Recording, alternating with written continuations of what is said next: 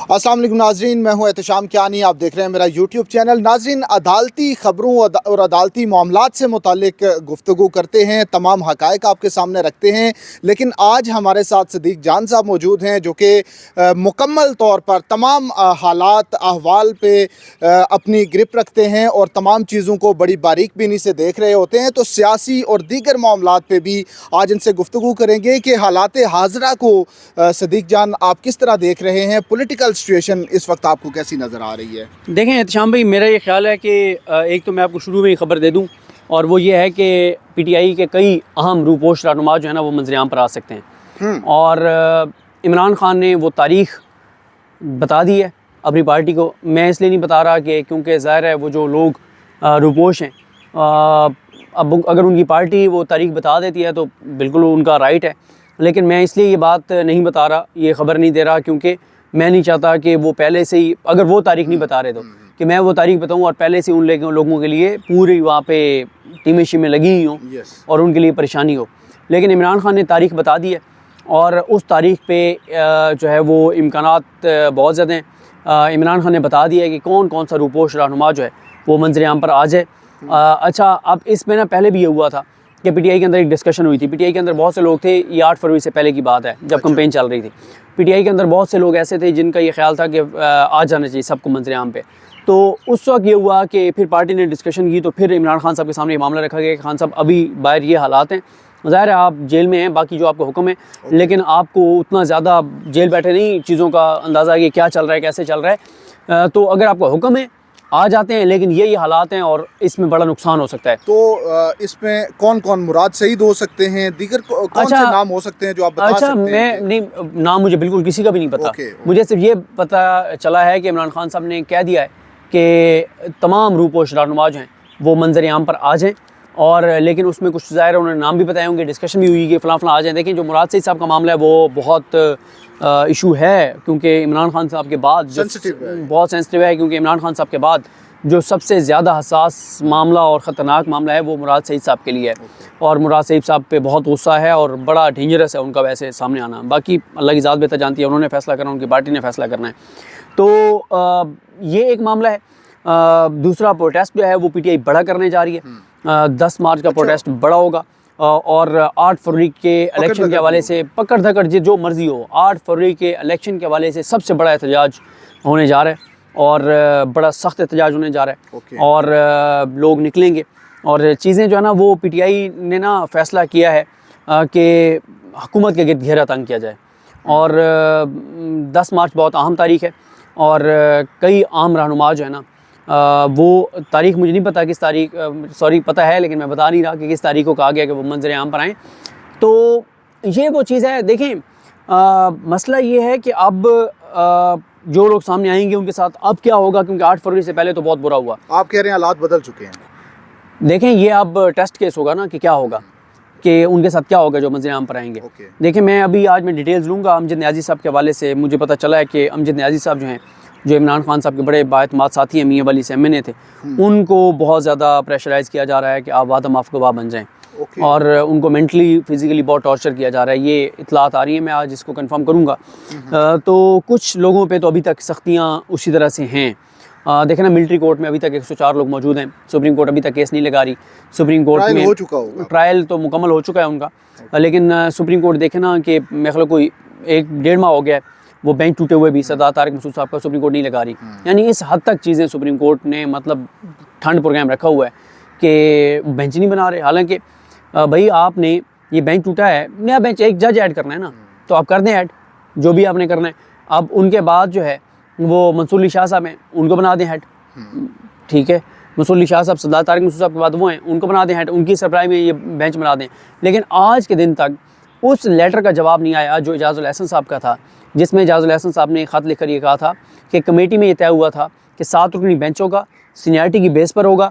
यानी सीनियरिटी की बेस पर ऐसे होगा कि 7 जज होंगे, सरदार तारिक मसूद साहब टॉप 7, यानी वो जज उसमें से 5 तो वो निकल जाएंगे ना जिन्होंने वो फैसला दिया था, यानी बंदयाल साहब रिटायर हो गए थे और बाकी इजाज़ुल हसन साहब थे, मुनीब अख्तर साहब थे, मज़ाहिर नकवी साहब थे और आयशा मलिक साहबा थी और याही अफरीदी साहब थे, यानी 6 थे, फिर 5 रह गए थे बंदयाल साहब के रिटायरमेंट के बाद। 5 ने ये फैसला दिया था, 5 तो माइनस हो जाने थे, उनके अलावा 7 जो सीनियरिटी, हाँ जो सीनियरिटी के साथ, हाँ, लेकिन वो नहीं हुआ और आज तक वो लोग मिलिट्री कोर्ट्स की कस्टडी में हैं और वो भी नहीं हुआ।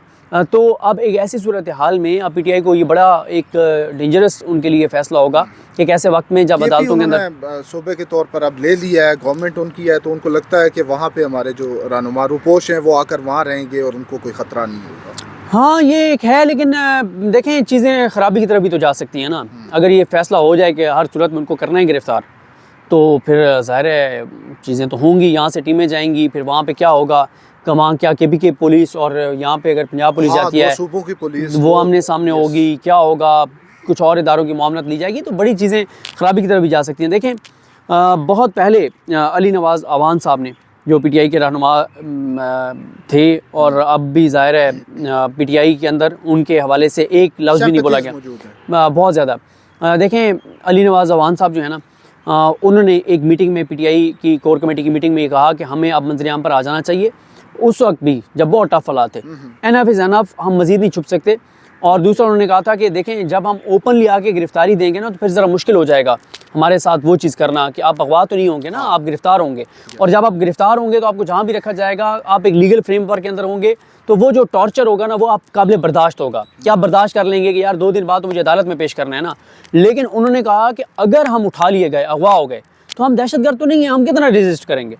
और वही हुआ, अली नवाज़ अवान साहब जो है वो उनको उठा लिया गया और फिर जो उनके साथ जुल्म ज़्यादती जबर, और ये सारी कहानियाँ सामने आएंगी, ये रुकेंगी नहीं। अब उसके बाद क्या हुआ, उन्होंने ज़ाहिर है सियासत से लातल्की की और उनको वहाँ पे एक तस्वीर आई कि उन्होंने आईपीपी में शमूलियत कर ली है। लेकिन इमरान खान साहब ने जेल से पैगाम भेजा कि अली नवाज़ अवान के खिलाफ एक लफ्ज़ भी नहीं बोला जाए, नहीं इलेक्शन भी।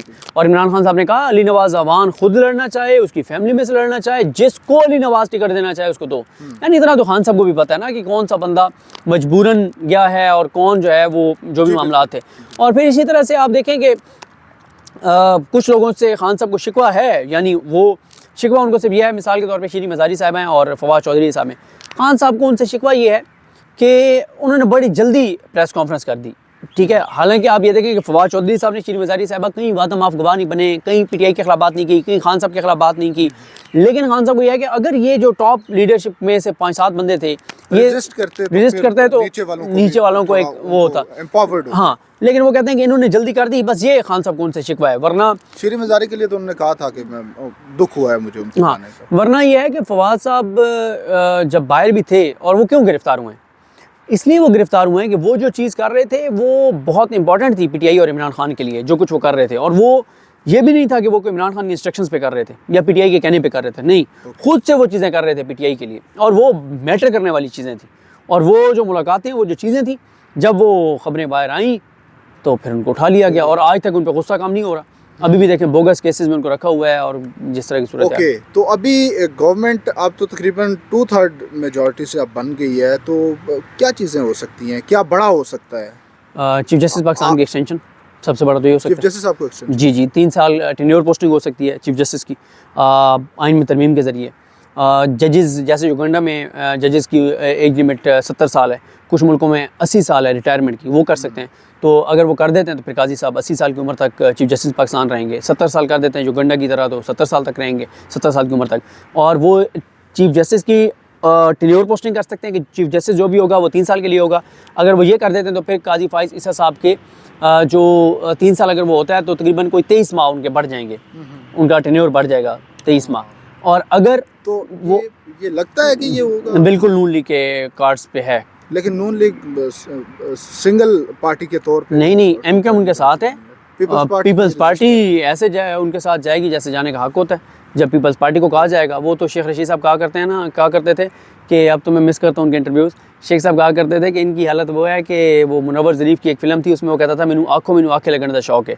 तो इनका वो कहा करते थे कि ये कहते हैं हमें कहने लगने का शौक़ है, तो वो ये वाला मामला। लेकिन एक बात है, इससे पहले ये हुआ करता था कि 18वीं तरमीम के ऊपर 2/3 मेजॉरिटी आई तो 18वीं तरमीम वापस ली जाएगी या उसमें अमेंडमेंट्स होंगी, तो पीपल्स पार्टी तो नहीं चाहेगी। क्यों नहीं चाहेगी पीपल्स पार्टी? यार कैनी साहब आप क्या बात कर रहे हैं?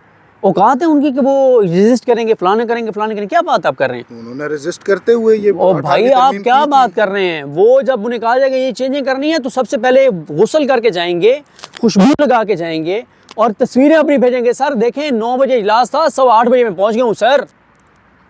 ये क्या बात है? कोई जब मैंडेट उनका अपना नहीं है, जब मैंडेट उनका अपना नहीं है तो नहीं, सिर्फ चीफ जस्टिस साहब को एक्सटेंशन देनी है या कोई कुछ और भी? अब 18वीं तरमीम तो पीपल्स पार्टी नहीं चाहेगी, मतलब मुझे ये लगता है, बहुत सादे हैं इस हवाले से बहुत सादे हैं, बार बार वो कहते भी रहे हैं। तो खैर इसको देखते हैं।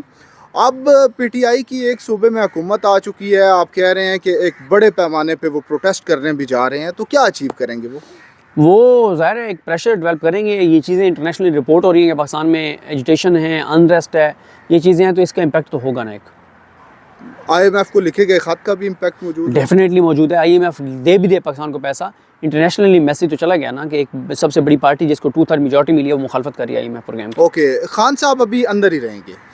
मेरा नहीं ख्याल कि ज़्यादा अरसा नहीं रह सकते। अच्छा, ये आप कोई इंफॉर्मेशन बेस्ड बात कर रहे हैं या मेरा एनालिसिस है? मेरा ख्याल है कि अप्रैल खान साहब की रिहाई का महीना है, मेरा ख्याल है। खान साहब के केसेस अब 9 मई वाले जो केसेस हैं वो 16 में जमानतें हो चुकी हैं सर। और जमानत के बाद ट्रायल कंक्लूड हो जाता है तो साहब भी हो सकता है? नहीं, वो अभी तो किसी का ट्रायल भी नहीं हो रहा। अच्छा, तो जो कुछ पिछले साल 1.5 साल में हुआ है इंतज़ामिया की तरफ से, डिप्टी कमिश्नर्स की तरफ से, क्योंकि इस्लामाबाद के डिप्टी कमिश्नर साहब बड़े बाइख्तियार थे, लेकिन इस्लामाबाद हाई कोर्ट ने कहा है कि इसको निशान इबरत बनाएंगे कि आइंदा अदालतों के अहकामात की वायलेशन करते हुए, उनका मजाक बनाते हुए इस तरह के अहकामात जारी ना करें। तो अब ये ऑर्डर अगर मुअत्तल ना हुआ तो कौन सरकारी अफसर होगा जो ये बातें माना करेगा? आपको लगता है मुअत्तल नहीं होगा?